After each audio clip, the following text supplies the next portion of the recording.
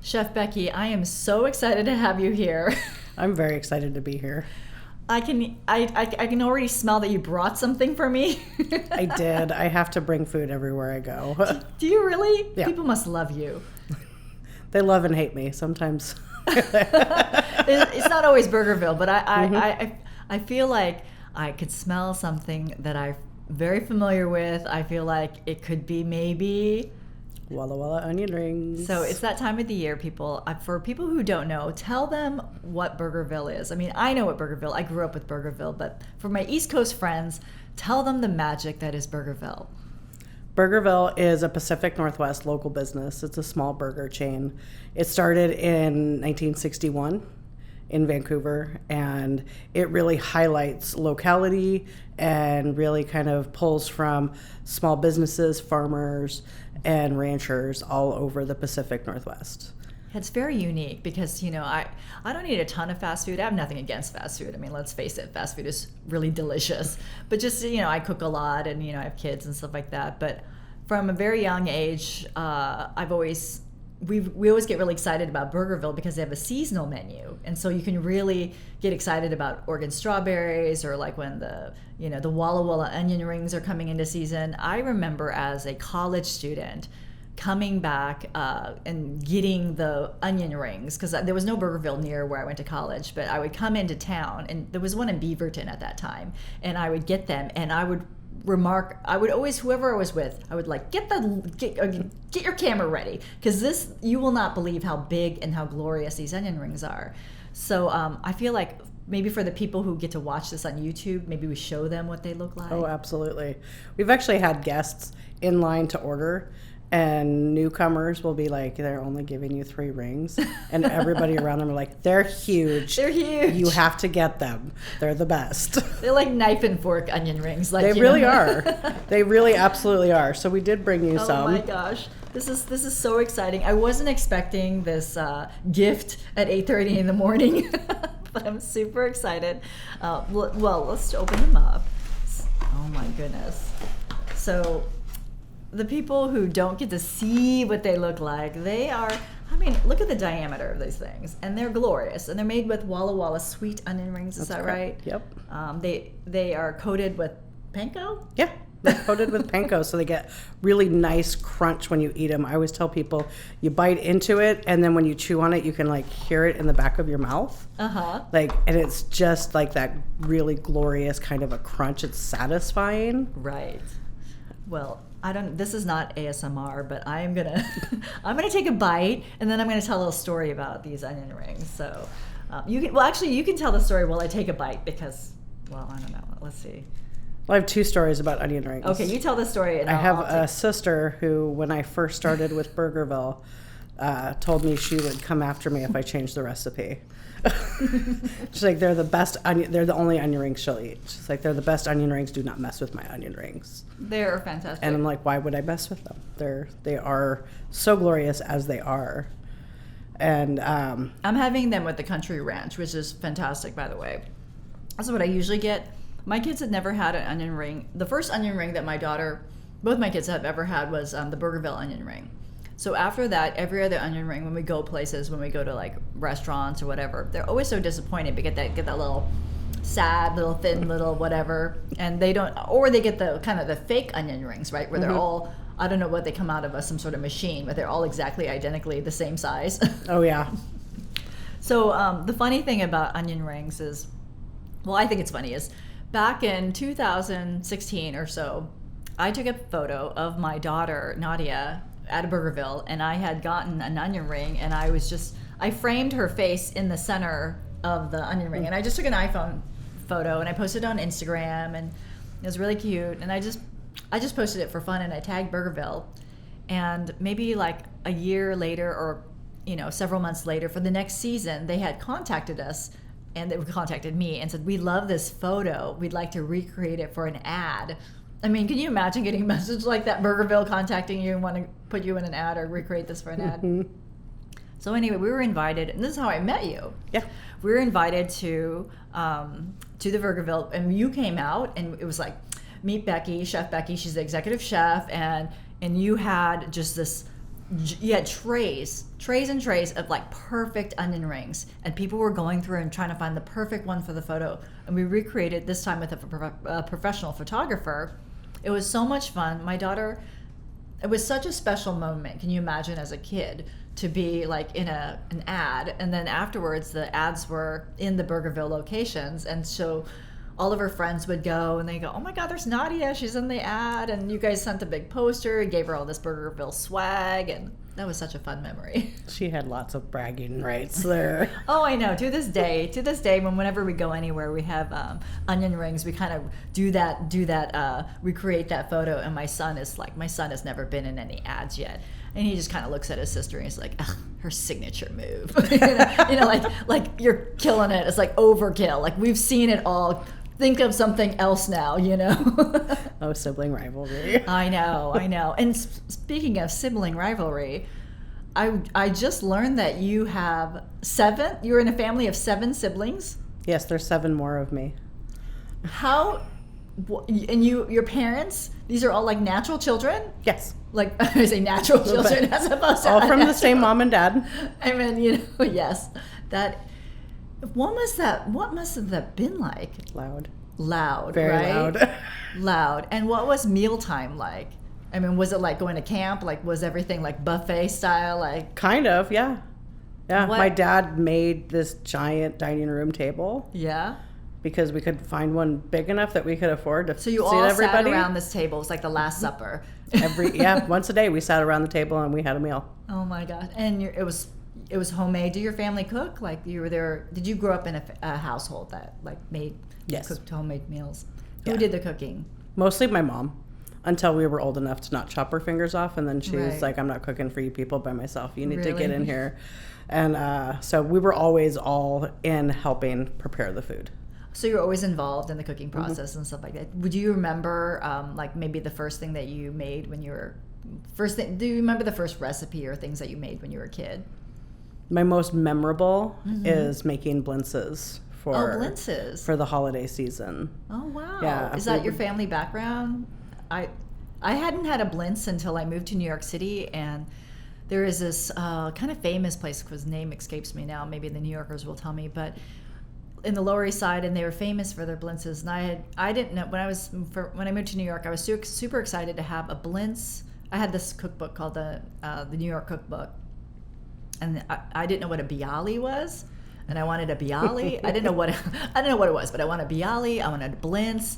I wanted to have schmaltz, like all these kind of like unusual they were unusual for me, like growing up in the Pacific Northwest. But what did you put in your blintzes? So for the holidays, we always had a lot of people over for Hanukkah, and so we made literally hundreds of them. And so we would always do cheese blintzes. Oh yeah. And my mom would make my dad get ricotta and cottage cheese in from the East Coast because it is drier and, as she said, it's better. Oh wow, yeah. And we would just make cheese blintzes, and then we would make almost kind of like pie filling toppings. So we'd have cherries and peaches and raspberries, and so that is to this day still a tradition. Oh wow. But we had so much fun.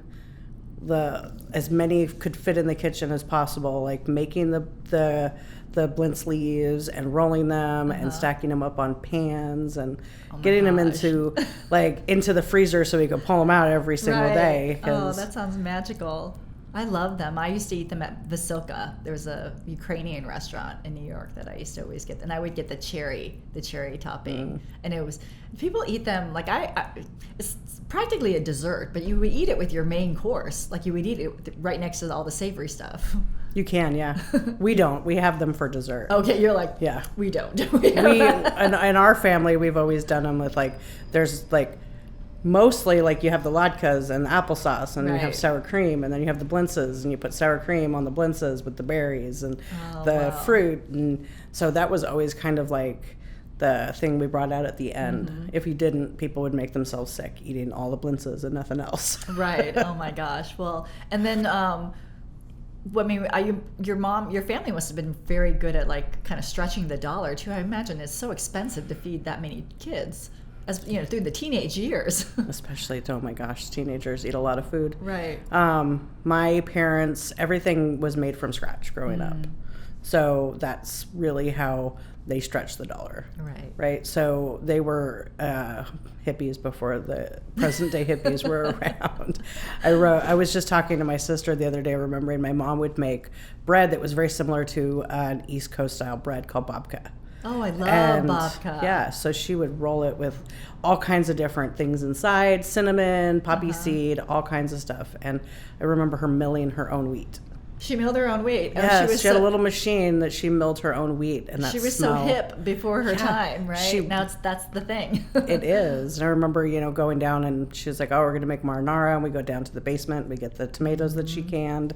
Wow. So there was a lot of very homemade stuff. And also lots of large buckets of breakfast cereals and stuff like that. Oh my gosh. Do you think that that early kind of exposure to all that kind of food prep and stuff like that has helped you in your career as at Burgerville? It has. I can't make small amounts of food. That's one thing it's done. I make soup and then I'm like, okay, there's 3 gallons of this. I've got to find some people to give this to because I can't eat all of it. Everybody wants to be Chef Becky's friend, right? Well, tell me about the recipe development process. This is something I'm always fascinated because you change your menu all the time. You have like your core menu, but then you always bring in new things all the time. So I imagine you're developing items pretty much year round, right? Yes. We're trying to get to like 10 to 12 months out. And that can be very difficult when you have a highly seasonal menu. Right. We do have certain things that are staples, the onion rings. We've had them for over 25 years. And people look forward to them. And when they're gone, they're gone. People plan their vacations around them. Really? And people always look at me like they're like, that's not true.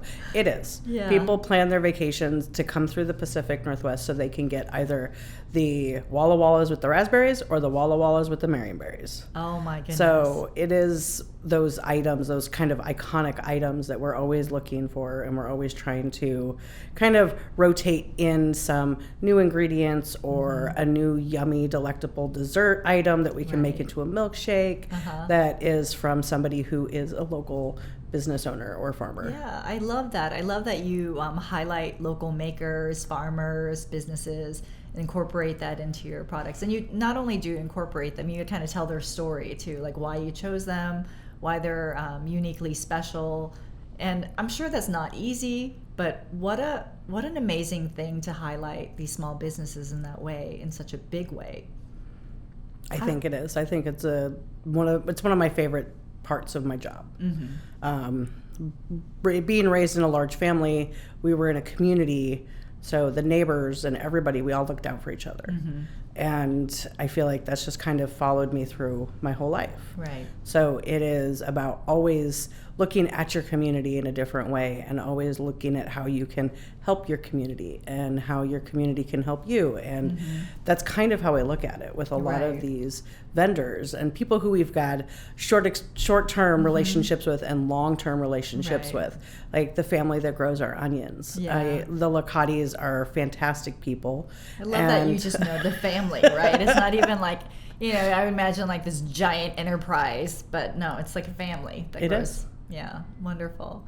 Yeah, I think of my kids have grown up thinking of Burgerville very much as a seasonal menu because things go away. My son's favorite thing on the menu are the rosemary French fries made with Jacobson rosemary, and he loves them so much. And then when they come into season, he can't get enough of it. So we don't go out to eat a whole lot, but during that week, I will indulge him by just we go through the drive-through, get the fries, and then they're gone. And then he very maturely knows that they're not going to be around for, he's going to have to wait a whole nother year for them. But I think it's good. I think it teaches kids that not everything is available all the time, that things come to season.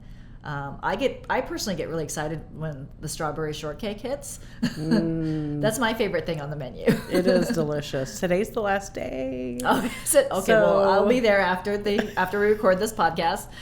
What is your favorite item on the menu? That's hard.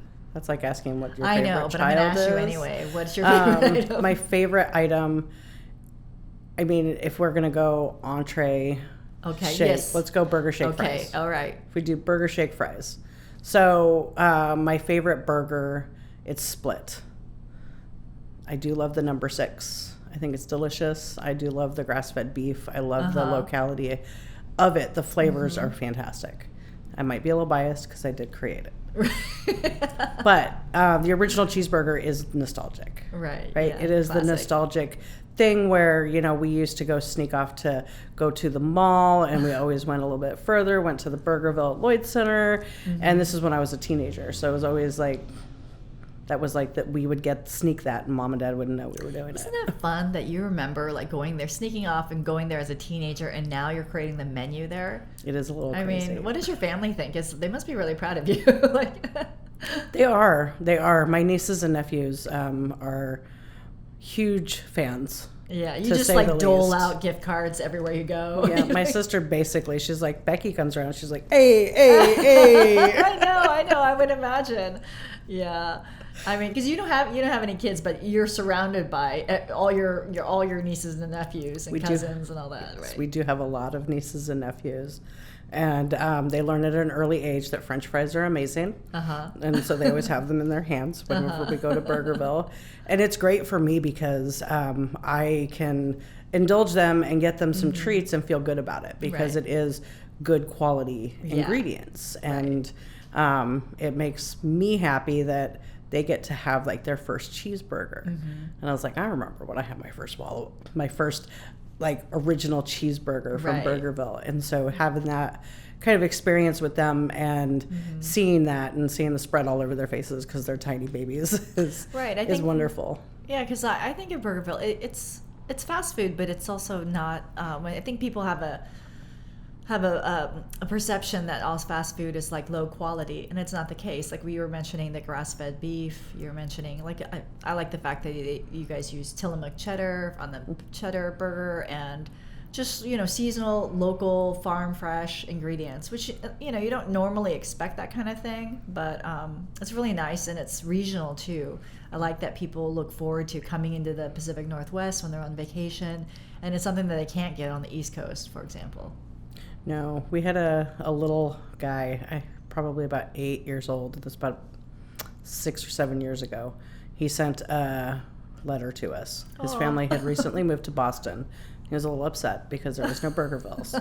And he sent me, it probably was about 7 feet tall. I'm not exaggerating. He built a burger. Oh my Like gosh. he drew it, and it was just layers of bacon and cheese and beef and lettuce. The ultimate and burger. It was the ultimate burger. And he's like, I was trying to explain to my teacher why we need a Burgerville here. Oh, that's sweet. And it is great because, I can go an hour south of where we're sitting right now and knock on Farmer Dan's door and say, hey, can I go see the cows? Yeah. And that's country natural beef. And, to have that kind of a relationship where you know where your beef is coming from. Yeah, it makes a huge difference. I mean, I think there's a lot of kind of regional burger places, like, people grow up in California with In-N-Out. They have such a nostalgic feeling. And then, of course, I'm always like the person who bugs them and be like, is it good though? Is it really? And they're like, yeah, it is. I'm like, okay, fine, is it good? But I'm like, is it nostalgia that's talking, or is it truly like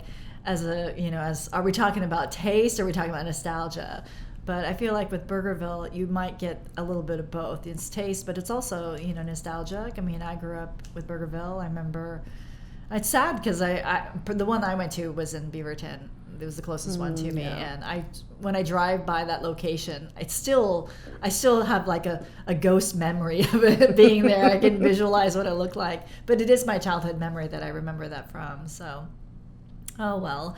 But what's next on the menu, or what are you working on now? I know you don't have to give away any secrets. I'll give away some secrets. Okay. We have some stuff coming up. Not necessarily, we're not working on it. It's going to be coming out this fall. We're going to have peach shakes. Peach shakes. Oh, wow. I've never seen a peach Spiced shake. Yeah. peach shakes. Oh, spiced peach. Yeah, Wow. so it's going to kind of have, it's going to be the end of summer, beginning of fall. So it's going to have some really nice warm spices, some cinnamon, some allspice. It's like peach pie. A little bit, yeah.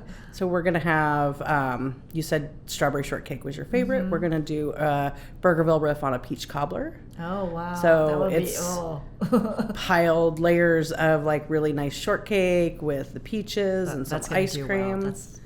With ice cream. With ice cream, of course. Yeah, I'm gonna go on the record now to say that's gonna do really well. We just tested it over the weekend to kind of refine some of the processes, Right. and we gave them enough product, we thought, for 3 days, and they went through it in a day and a half. Wow. It sold really well. People are excited. So that's another thing about, I would think, for developing something from Burgerville, kind of separate from restaurants, because not only do you have to develop the recipe, the procedures, and make sure the cost makes sense, but the whole operations, because you have to roll this out across all locations. They have to be able to execute it seamlessly and consistently. I mean, how do you work through that? I work with the operations department a lot, and I feel like my hands are kind of in most of the departments.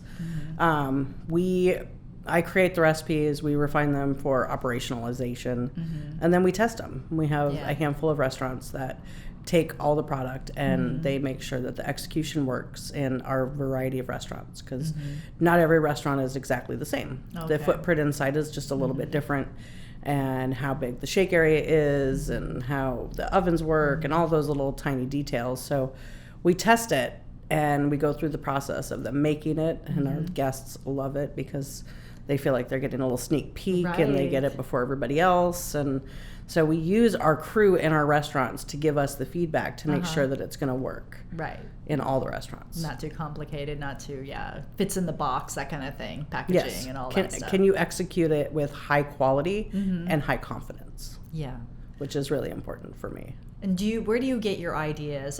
How do people decide? Do they start with the ingredient first? Do they go on a trend? How does that ideation process work? It starts with seasonality. So we look at how a product is selling and how long we've been selling it and what time of year it is, right? So the holidays, the end of the year is usually the trickiest, because you got to find stuff that is seasonal, and there's not a lot of fresh produce in this area because it's pretty cold, and so trying to balance that and find that, and it can be difficult to be May, April, trying to find something for December when you can't find the ingredients because you use fresh ingredients. Got it. Well, I have to say that I love also the pumpkin shake. That shake, because pumpkin spice, let's face it, gets a lot of bad rap, right? It does. Because there's a lot of pumpkin spices. A lot of it is very artificial. It's very cloying. It tastes like you're eating a pumpkin spice candle a lot of times when you go to places.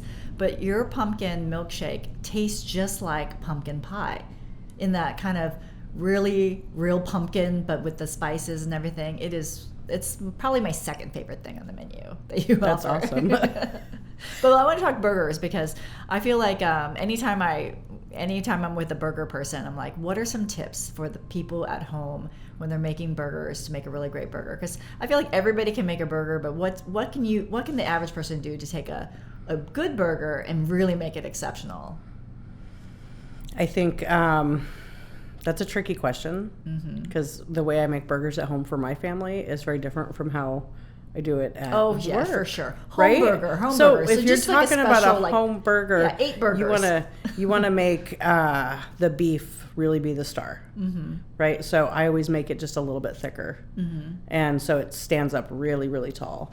And our family, with in-laws and everything, is very eclectic, so I tend to bring in a lot of varied spices. I do love to put mustard and salt and a little bit of HP sauce inside the meat. Oh, so you spice up the meat. Mix it into the meat, and then create the burgers. Put them in the back in the fridge so they get nice and cold. And then it's a build your own burger bar, right? So you got that many siblings and plus ones and whatever and everybody wants it. Everybody wants their burger their way, right, their exact way. HP sauce. I've never heard that before in the burger. That makes sense. I mean, tons of umami flavor. Yeah, it does bring in a lot of that umami kind of flavor, and kind of just boosts up that kind of earthy flavor without it being gamey. Yeah. So, And what kind of beef are we talking about? country natural beef. Country natural. And how much fat percentage? I mean, I always feel like when I go burger, usually I like lean everything, right? But when burgers and certain things, like you want, like just like if you're buying a steak, you want to see some marbleization. I feel like I need a little fat in my burger. I agree. Ours is usually about an 80-20. Okay. And then buns. Let's talk buns. How do you like your buns? Toasted. I like my buns toasty. I like my buns toasty. Warm and toasty. Warm and toasty buns. Yes, and we always warm them up on the grill. Okay. Yeah. So we also typically will do family events because there's so many of us at my brother or sister's house because they have big open floor plans. Yeah. And they both have smokers. So we smoke the burgers. Oh, nice. So you get a little bit of smoke on them, and then you get some Tillamook cheese or some Face Rock. Face Rock. I That's do Face love Rock my Creamery. Face Rock. Yeah. I think it's from Bandon, Oregon. It is from Bandon, Oregon. Yeah, so another local great cheese. Look for it, people. I'm inspired. I feel like I'm ready to. Now I know I have to go get my strawberry shortcake before the day is over. But I'm excited to grill this summer. But Chef Becky, you are always so fun to talk to, and I thank you so much for bringing me the onion rings. I feel like the crew is like looking at them now because they're going to eat them right after this. But thank you very much for having me. I love chatting with you, and I mean, food is my favorite thing to talk about. It could go 3 hours and absolutely not stop talking. Well, you know about why? Because food. food people are the best people, and you are the best. You are the best. Thank you so you. much for having me. Thank you.